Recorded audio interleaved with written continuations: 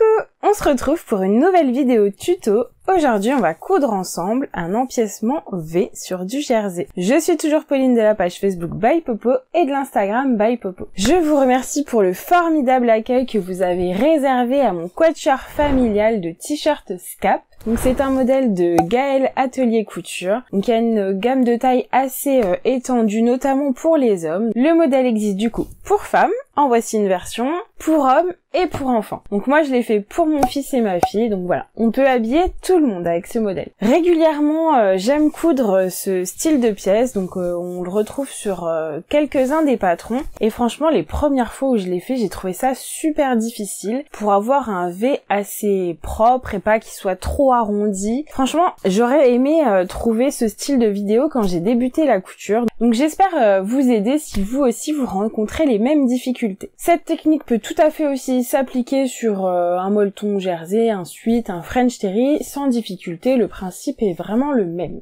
Alors ici on va se concentrer du coup sur le modèle que je porte. Il existe aussi en femme, mais aujourd'hui je vais en faire une nouvelle version pour mon homme. Alors comme c'est un modèle où on peut vraiment s'amuser, vous voyez, avec les couleurs des jerseys, eh bien j'avais envie d'une petite originalité supplémentaire. J'ai pris un tissu à motif.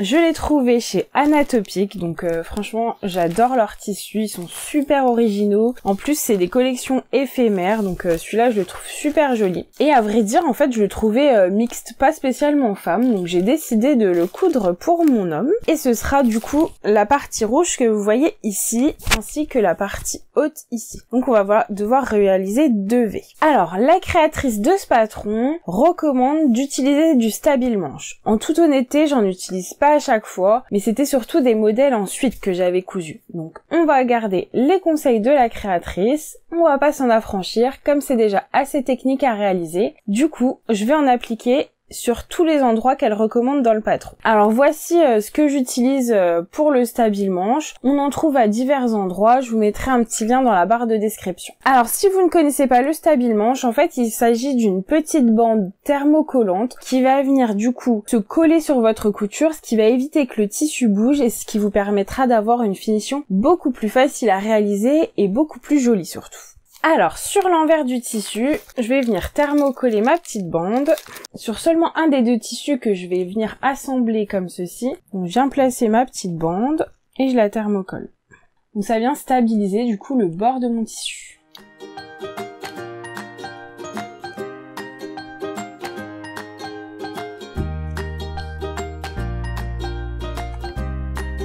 Alors c'est très facile à poser. Le petit côté granuleux de la bande, c'est le côté où il y a la colle. Donc c'est le côté qui va venir contre le tissu.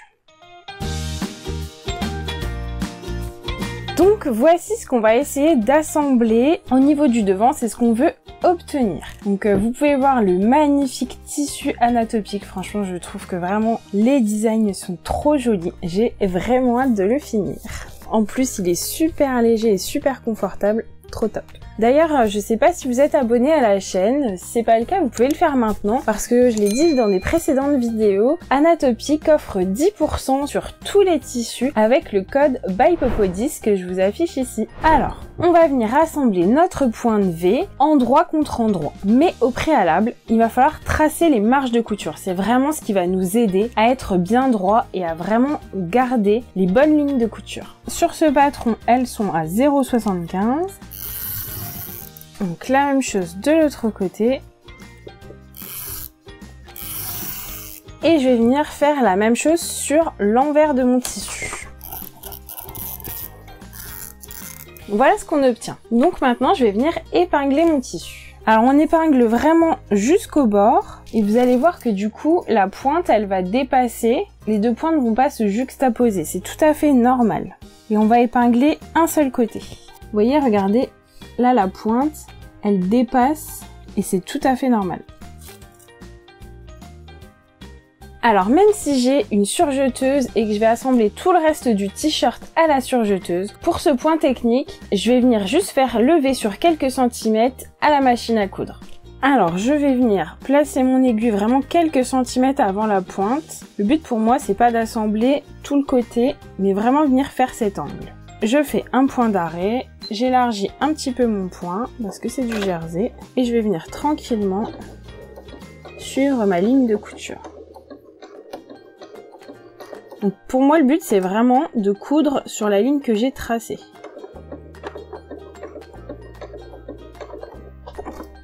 Et je vais venir donc jusqu'à la pointe. Ensuite, je laisse mon aiguille piquer, je soulève mon pied de biche et je vais venir faire tourner mon tissu. Je vais couper au plus proche de mon aiguille sans jamais couper mon fil de couture. Et délicatement, je viens répartir le tissu et remettre le tissu noir avec le tissu à motif bord à bord. Donc on fait vraiment attention à ce qu'il n'y ait pas de plis et on redémarre tout doucement.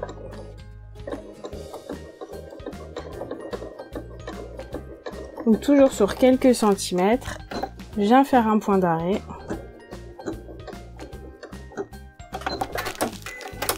Donc on voit le joli V apparaître. Alors je vais venir ensuite à la surjeteuse assembler le reste de mon côté. Mais je vais venir vraiment passer un petit peu au bord de mon ongle parce que sinon ça risquerait de le modifier et de pas faire très joli. Le but c'est de vraiment pouvoir assembler le reste de tissu ici. Et on se retrouve juste après.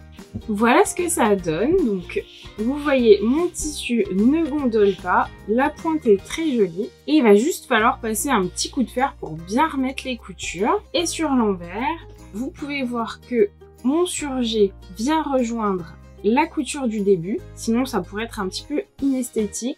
Et au niveau de la pointe, vous voyez vraiment je viens frôler. Là j'ai laissé d'ailleurs un peu plus de marge. Le but c'est pas de refaire une nouvelle pointe avec la surjeteuse, vraiment on vient passer à côté. Une fois qu'on a rejoint la couture du début, on pourrait même complètement sortir notre couture à ce niveau là sans difficulté. Voilà! Il ne me reste plus qu'à coudre la deuxième. Alors moi maintenant je vais poursuivre mon t-shirt et je vous montre une photo portée tout de suite. Alors j'espère que ce tuto vous a aidé, n'hésitez pas à me laisser un petit commentaire. Si vous avez d'autres idées de tutoriels ou d'autres questions, n'hésitez pas à me l'écrire juste en dessous. Si je peux, je serais vraiment ravie de vous aider. Je vous souhaite une belle journée créative, j'ai vraiment hâte de voir vos versions et je vous dis à très bientôt. Salut!